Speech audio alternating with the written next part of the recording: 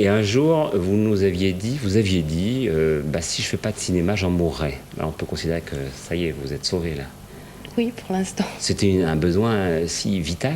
Oui, quelque chose de fondamental pour ma vie, oui, que de jouer, donc le cinéma. Ce que vous essayiez de faire à l'époque avec les premiers clips qui ont beaucoup impressionné, parce que c'était une époque où les chanteurs et les chanteuses ne soignaient pas beaucoup la mise en image de leur musique, c'est ce que vous avez voulu développer ou c'est un tout autre univers, Georgino? Non, je pense que l'univers est assez proche et à la fois c'est un film et un sujet bien particulier. On a le sentiment qu'il s'agit de quelque chose qui vous touche quand même très particulièrement, parce que j'y ai retrouvé le thème d'un certain nombre de vos chansons, de petites poupées oui. Désarticulées. Je vais essayer de résumer. Je crois que c'est la rencontre avec Laurent Boutonnat qui a été fondamentale pour ma vie, et je le suppose pour la sienne. Et donc c'est la rencontre d'un univers qui est le même, dans le fond, des passions communes, des goûts communs. Et en ce sens, je crois qu'il est normal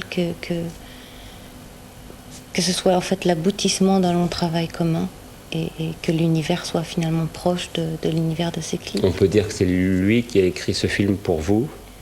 Vous l'avez un peu écrit avec lui? Non, il l'a écrit. Non, c'est lui qui a écrit son scénario avec une autre personne, Gilles Laurent, et il m'a proposé le rôle de Catherine. C'est maintenant que j'ai pu inspirer un petit peu le personnage de Catherine, peut-être, ça il faudrait le lui demander. Histoire de... Hey! Pourquoi vous avez eu envie de jouer dans un film d'horreur et finalement pas dans une comédie romantique? C'est drôle parce qu'on parle souvent d'un film d'horreur ou un film de genre, et dans le fond je me dis peu importe le genre. J'ai rencontré moi un réalisateur qui est exceptionnel.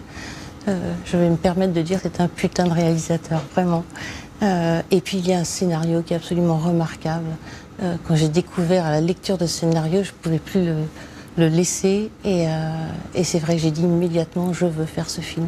Un film qui a eu d'ailleurs plusieurs prix au Festival de Gérardmer. Et le prix du public, ce qui est assez fondamental et essentiel. Alors il paraît que c'est vous qui êtes allé le chercher, ce réalisateur. Vous lui avez écrit, et dites-moi si je me trompe, un petit SMS. Tu n'aurais pas un petit rôle de folle pour moi? Est-ce que c'est comme ça que vous vous voyez? Alors d'abord je l'ai appelé pour réaliser un clip, parce que je pensais qu'il pouvait vraiment faire quelque chose d'incroyable. Et il a fait quelque chose d'incroyable pour moi, pour la chanson City of Love. Et puis, bien plus tard, dans un moment peut-être je sais pas où, d'abandon ou de détresse ou de je ne sais quoi, de grand vide. Et il me parlait souvent de son projet. J'avoue que j'étais très attirée par son histoire déjà.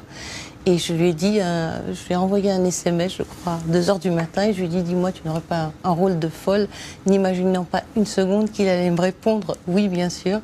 Mais voilà, spontanément, il m'a dit, bien sûr, pas un rôle de folle, tu l'as déjà fait. mais j'ai un rôle pour toi, le rôle donc de Pauline, la maman de ces deux jeunes filles. Histoire de...